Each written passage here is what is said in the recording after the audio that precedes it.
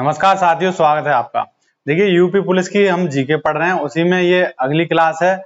इसमें हम पढ़ेंगे भारत की प्रमुख प्रतिमाएं और थोड़े अलग टॉपिक। तो शुरू करते हैं प्रतिमाओं से, फिर इसके बाद पढ़ेंगे दूसरी चीज। तो देखिए प्रतिमाएं ये बहुत ही इंपॉर्टेंट हैं, ये आपके पेपर में जरूर आ सकती हैं। 99.9% इसके चांस हैं, तो इनको आपको सभी को याद करना है। यही ज्यादा इंपॉर्टेंट है। जो ये 7 प्रतिमाएं, इनको ये पूछ लेगा ये कहाँ पे है, बस यही आपको जानकारी रखनी है। तो चलिए देखते हैं। सबसे पहली है स्टैचू ऑफ यूनिटी। तो ये किसकी है? सरदार वल्लभ भाई पटेल। ठीक है, यही पूछा जाएगा कि ये प्रतिमा किससे संबंधित है। तो यह है स्टैचू ऑफ यूनिटी। मतलब सरदार वल्लभ भाई पटेल ने जब संविधान बना था तो सारे राज्यों को एकत्रित किया था, तो इसीलिए यूनिटी मतलब एकता। तो सरदार वल्लभ भाई पटेल की ये प्रतिमा है जो कितनी बड़ी है? 182 मीटर, भारत की सबसे बड़ी है। ठीक है, तो ये कहाँ है? गुजरात में। किस नदी पर है? अगर नदी पूछ ले तो ये है नर्मदा नदी पर। ठीक है, अब दूसरी है आपकी स्टैचू ऑफ नॉलेज। अब नॉलेज से संबंधित आप कैसे याद रखेंगे? भीमराव अंबेडकर बहुत ही ज्यादा पढ़े लिखे व्यक्ति थे, उन्होंने ही संविधान बनाया था।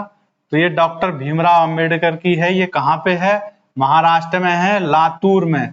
लातूर भी आप याद रख सकते हैं। ठीक है, तीसरी है आपकी स्टैचू ऑफ प्रॉस्पेरिटी।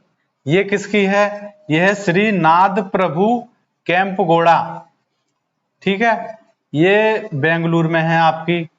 देखिए केम्पगौड़ा नाद प्रभु, तो ये कर्नाटक की साइड ऐसे ही नाम होते हैं, तो इसीलिए ये बेंगलुरु में है। ठीक है, बेंगलुरु कहाँ है? कर्नाटक में।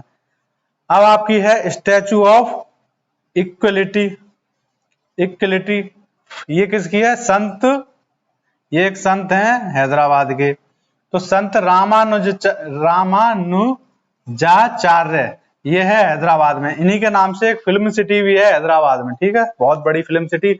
जो दक्षिण की सारी पिक्चर बनती है, जैसे बॉलीवुड है, तो ऐसे ही दक्षिण में एक फिल्म सिटी है, वहां पे उसका नाम क्या है? रामानुजाचार्य। ठीक है, और ये प्रतिमा भी इनकी बना दी गई है हैदराबाद में ही। अब देखते हैं अगला है आपका स्टैचू ऑफ सोशल जस्टिस। तो ये किसकी है? सोशल जस्टिस मतलब सामाजिक न्याय। तो न्याय से मतलब आ गया तो भीमराव अंबेडकर, जो भारत के पहले कानून मंत्री थे, तो ये इनकी प्रतिमा ये है सोशल जस्टिस भी। ठीक है, तो ये कहाँ पे है? विजयवाड़ा। अब विजयवाड़ा कहाँ है आपका? आंध्र प्रदेश में। आंध्र प्रदेश। ठीक है, अब देखते हैं अगली स्टैचू ऑफ पीस। पीस माने शांति। तो ये कौन है? इसके किसके लिए बनाई गई है? विजय व सूरीश्वर महाराज।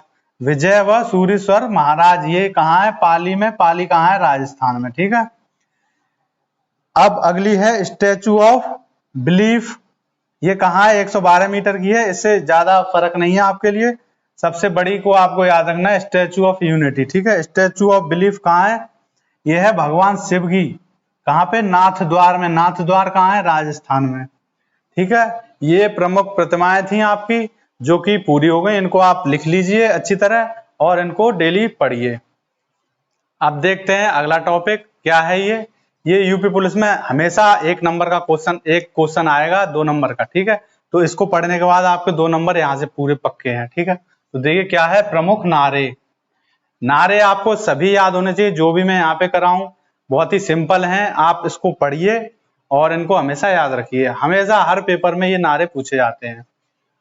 पहला है इंकलाब जिंदाबाद। ये किसने कहा था? भगत सिंह ने। ठीक है, दिल्ली चलोगा नारा किसने दिया था? सुभाष चंद्र बोस ने। करो या मरो, महात्मा गांधी ने दिया था। जय हिंद, ये किसने दिया था? सुभाष चंद्र बोस ने। पूर्ण स्वराज्य किसने दिया था? जवाहरलाल नेहरू ने। वेदों की ओर लौटो, ये किसने दिया था? दयानंद सरस्वती ने। आराम हराम है, ये किसने दिया था? जवाहरलाल नेहरू ने। ठीक है, हे राम, तो ये कौन कहता था? ये गांधी जी कहते थे हमेशा। तो ये नारा किसने दिया है? वाक्य नहीं, ये नारा नहीं है, ये वाक्य है। उससे आपको कोई मतलब नहीं है, आपको केवल ये याद रखना है ये किसने कहा? महात्मा गांधी ने। भारत छोड़ो मतलब पूरा तो यही है, अंग्रेजों भारत छोड़ो, लेकिन भारत छोड़ो भी कहीं दिख गया आपको तो वो किसका है? महात्मा गांधी का। जय जवान जय किसान, ये नारा किसने दिया था? लाल बहादुर शास्त्री ने। कब दिया था? 1965 में, जब भारत की लड़ाई हुई थी पाकिस्तान से। अगला है आपका करो वो मारो फिरंगी को, तो ये किसने दिया था? मंगल पांडे ने। 1857 की जो क्रांति हुई थी तब। जय जगत, ये किसने दिया था? विनोबा भावे ने। कर मत दो, सरदार वल्लभ भाई पटेल ने ये नारा दिया था, कर मत दो। संपूर्ण क्रांति किसने दिया था? ये जयप्रकाश नारायण। वंदे मातरम, ये किसने दिया था? बंकिम चंद्र चटर्जी ने।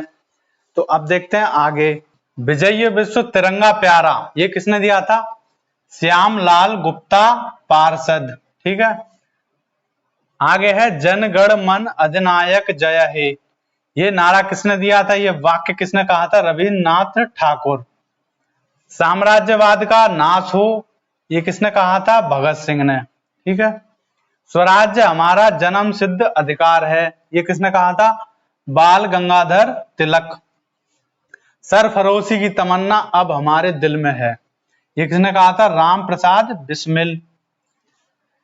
तो सरफरोशी की तमन्ना अब हमारे दिल में है, ये कहा था राम प्रसाद बिस्मिल ने। इसको आप बार बार पढ़ेंगे तो आपको एकदम पक्का याद हो जाएगा। सारे जहां से अच्छा हिंदुस्तान हमारा, ये कहा था इकबाल ने। इसमें बहुत से बच्चे अगर एक बार पढ़ के जाएंगे तो कंफ्यूज हो जाएंगे, यही नहीं पता चलेगा कि ये वाला राम प्रसाद बिस्मिल ने कहा था या ये कहा था। तो इसे आपको बार बार पढ़ेंगे तो एकदम पक्का याद हो जाएगा। तुम मुझे खून दो मैं तुम्हें आजादी दूंगा, ये किसने कहा था? सुभाष चंद्र बोस ने। साइमन कमीशन वापस जाओ, ये कहा था लाला लाजपत राय ने। इसी टाइम पे इन्होंने एक और कहा था कि मेरे सिर पर पड़ी लाठी की एक एक प्रहार इस अंग्रेजों के ताबूत की कील साबित होगी।